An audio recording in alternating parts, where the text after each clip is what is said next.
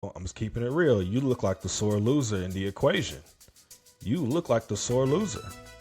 So you need to be careful and spell it out. Here's what's going to happen. Okay. If we see a decrease in federal funding for EMTs, you're gonna have a reduction in services. It's just that. Welcome in with your Wakanda RN. What's going on, ladies and gentlemen? We're here with a special episode today. I am solo dolo. It's just me. For your wrestling fan, I would say it's just me, Uso. It's just me. Shout out to Jey Uso. So, ladies and gentlemen, it's just me. But we have a lot to talk about today. I'm very excited. Very excited. We got a lot to talk about. So let's go ahead and get into it, man. Let's go ahead and get into it. So my first topic today is EMTs. EMTs. So for some of you who may not know, if you pay attention to the news, so there's a bill, I believe it's bill, it's 1067, bill 1067. And it has a lot to do with funding, man. A lot to do with funding with EMTs. A lot to do with funding EMTs. Okay, so what this bill is basically reducing funding for EMTs. Okay, so my EMT friends, or for those of you who may not be aware, EMTs do not get paid very well. They don't get paid very well at all. It's actually pretty sad, pretty pathetic, because you can work at Burger King, McDonald's in certain places and get paid more as a worker. No disrespect to my McDonald's workers or no disrespect to anybody who's in that career field. However, compared to what they have to do, it is quite sad. We need EMTs. I know I saw something recently about how, there's some places that can't even send an EMT and a paramedic. They have to send two EMTs because there's a lack of paramedics in the field right now, which is scary. Paramedics are able to do more. They have more experience. You have more knowledge, more schooling, so they're able to do more. So you would want a paramedic to be there on the scene whenever you have a serious car accident or whatever emergency is out there. You want the people with the best knowledge and best experience out there. So if I remember correctly, in 2020, they received a large increase in funding, due to COVID and everything. They received a large increase in funding. And so you had a larger increase in EMTs nationwide. But you go literally a year later, those numbers are drastically decreased from 2020 to 2021. And even going from 2021 and where we are today, those numbers we haven't seen drastically increase in those numbers. And literally it's because it comes down to money. It comes down to money. Now, I'm not going to sit here and pretend like I know how every EMT state by state is funded, but I know down here in the South, it's a combination of reimbursement, insurance reimbursement, plus funding, federal funding. So here's what's going to happen. I'm going to go ahead and spell it out. Here's what's going to happen. Okay. If we see a decrease in federal funding for EMTs, you're going to have a reduction in services. It's just that simple. And that is the last thing we need right now. We need EMTs in the field. So we don't need less. We need we need a lot more, right? But they need to be paid accordingly, right? Who wants to be in a situation to where you cannot get the help that you desperately need because there's no longer funding? So, instead of one county, maybe there's emergency medical services in one county, but let's say they get shut down. So you may have to go 2 counties over, right? And we know that in terms of life or death, we're talking about seconds, minutes, right? So you're going to see people that are going to be suffering and getting delay of care and lives potentially lost because of a decrease in funding. And we can't have that. We have to have that funding for EMTs. Okay. So if you want to help, you want to donate, you want to see what you can do, Call your local EMT station and they can give you more directions and more help on what to do to help them out, because we absolutely need them. So I'm trying to just bring awareness, because people may not know. I mean, they can tell you all the logistics. They can give you the numbers of why everything is what it is. They can talk about the insurance reimbursement. They can tell you all that. They can tell you all that. Okay. There is a couple things though, my EMT friends. I mean, I wanted to give y'all the positive. I wanted to give y'all the resources. I wanted to bring awareness, right? But there is something else I did want to address. There is something else I wanted to address. And it's not all y'all. It's just a few of y'all, but I got to address it because I've seen it recently, right? So in my quest to find more information on all of this stuff, the funding with EMTs, I happen to come across something, right, about individuals who call emergency medical services who just use it as a joyride, right? And so there's individuals who don't know what an emergency is, don't know what constitute an actual ambulance ride is, which that's a whole nother subject. So if you listen to this, do not call the ambulance unless it is an absolute emergency. Okay. You know what I'm saying? If you feel like you're having a heart attack, call 911, get EMS there. Stroke-like symptoms, call. Lost a limb, call. All right. There's certain things you can call for, but I kid you not, right? There's people who have called emergency medical services for menstrual cramps. There's people that have called emergency medical services literally because they're just having knee pain. I've seen it. I'm not making this up. I've seen it. Don't call emergency medical services for just random knee pain. All right. Go see your primary care provider. Very important. Go see your primary care provider. That's just the tip of the iceberg. Okay. So we'll just get that out the way. So I do agree with y'all that there's a lot of people who call emergency medical services for absurd things and they don't need to. So I completely agree with you there. But there was one gentleman, I don't know if he was EMT, paramedic, I don't know what his role was, that he decided to attack nursing homes.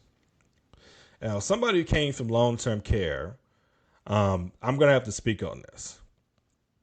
I know, guys, listen to me, my EMT friends, my paramedic friends. I know it's not the sexiest thing. I know it's not the most appealing thing to go to a nursing home, but it is absolutely needed. And I understand some of y'all are disappointed because it's not the most exciting thing. It doesn't give you that adrenaline rush having to go to long-term care facilities. But we need y'all to go to long-term care facilities. And here's a big no-no. If you're listening to this, your EMT, please listen to me very carefully. Do not talk patients out of going to the hospital. Please do not do that. Please do not do that. People who are in long-term care are properly trained, educated, know the patient. Just because you don't see signs and symptoms of whatever that you want to see doesn't mean that you need to have the right to talk these patients out of going to the hospital. No, I'm not making this up. I've seen it happen. I need you guys to literally take them to the hospital so they can get treatment and so they can come back. Okay. It's not a waste of services. It's not a waste of services for them to go to the emergency department, depending on what it is. Because if you guys have never sat down and talked to people in long-term care, then you don't understand. You don't understand. You know, some of you would say, well, can't they wait till tomorrow? Or they can't do can they not just do the labs there or whatever? You know, if somebody's having, and let's say somebody drew labs earlier that day, right? But then they have a critical lab value and we call the provider and that provider wants them sent to the emergency department to have more further testing done, something that cannot wait. Well, we're just doing what we're told, right? And so they need to be sent to the hospital and they need to be evaluated. I don't know how many times that somebody's tried to talk somebody out of going to the hospital and they're admitted for sepsis or whatever the case may be. They are admitted. Okay. So please, my EMT, paramedic friends, please stop doing that. Please stop doing that because there's complexities when it comes to these geriatric patients, and you guys do not have the proper expertise. You guys don't have it. And that's okay. Just like people working long-term care don't have the expertise that you guys when it comes to emergency situations. Okay, that's fine. We all have different abilities. We all specialize in different areas. So please, we respect what you guys do, but you guys need to give that proper respect back to us. Okay, I just had to get that off my chest. Okay, I want you guys to give us the proper respect for those who work in long-term care. That's all I got to say about that. Okay, I'm sure some of you guys may have something to say in the comments below. Now, on to a few other topics. So back on the healthcare side here. Now, you're going to see weird things like this that's going to pop up occasionally. So I'm going to go ahead and read this to you guys here. So there was the quick version is somebody was reusing needleless syringes at a hospital. Now, why on earth would somebody use needleless syringes to try to save the hospital a buck or whatever the case may be? Is absurd. It is absolutely absurd. So we have a cheapskate regional healthcare is contacting patients who may be exposed to bloodborne pathogens after a now former nurse at Cheapskate Regional Medical Center reused needleless syringes to administer IV medications over a period of 18 months. That's way too long. The nurse worked in the post-anesthesia care unit between July 24, 2023 and January 20th, 2025. The hospital has since terminated the employee and launched a wide-reaching effort to warn and support potentially affected patients. So pretty absurd, right? Really and truly, guys, I mean, this is pretty lazy to me because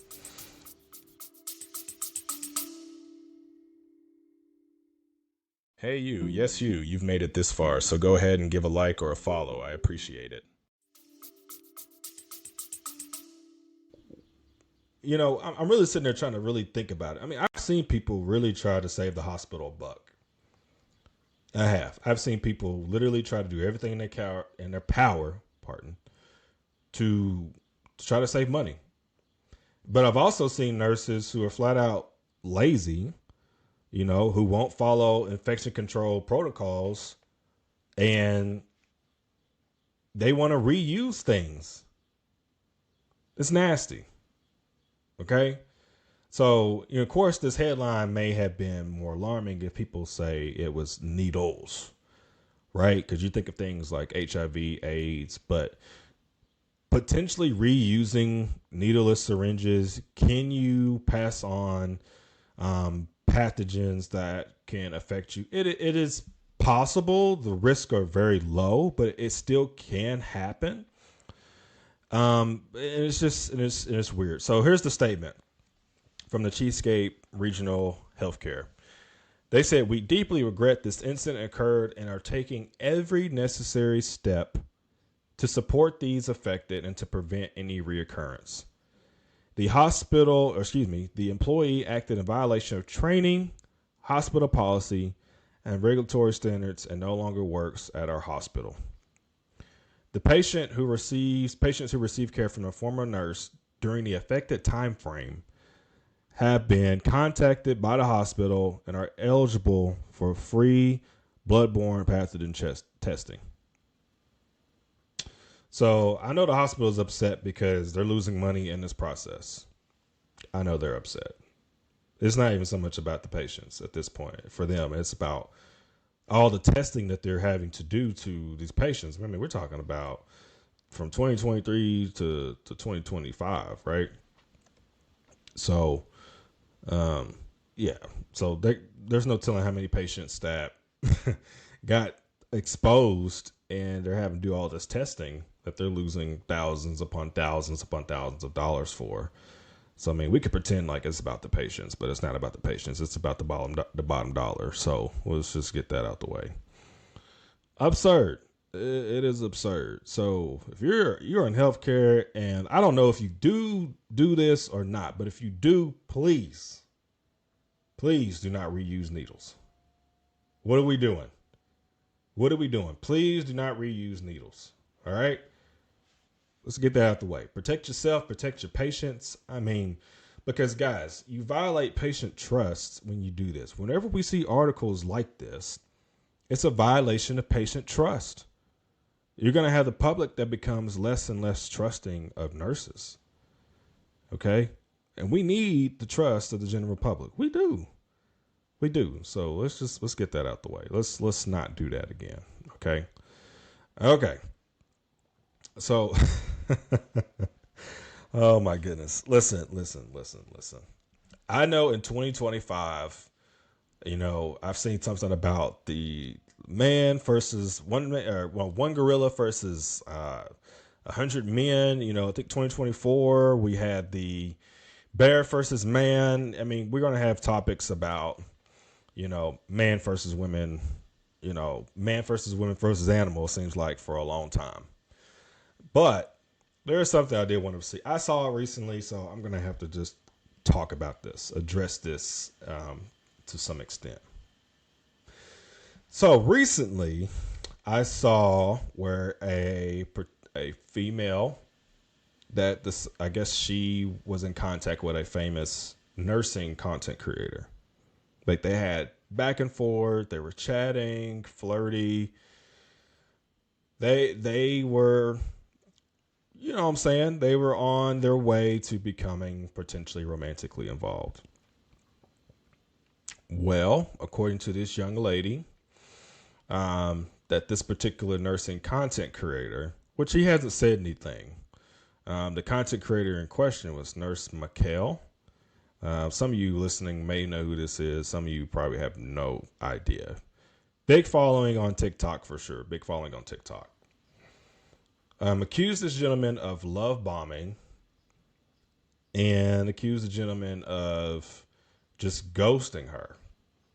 Right? So, if you don't know what love bombing is, you know what I'm saying? You're beautiful, you're great, you're wonderful. You know what I'm saying? I like you, I love you, I want to be with you, you're this, you're that.